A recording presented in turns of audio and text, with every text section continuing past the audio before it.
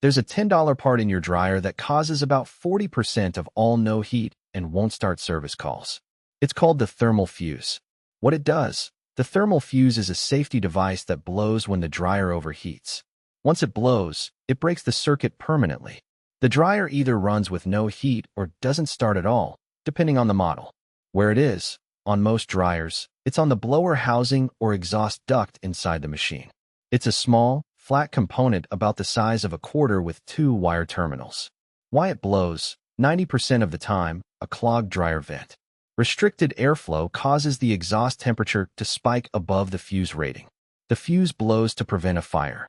The critical rule: if you replace the thermal fuse without cleaning the vent, the new fuse will blow too.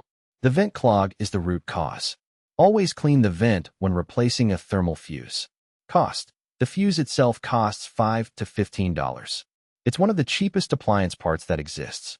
With professional diagnosis and installation, the total repair is $100 to $150.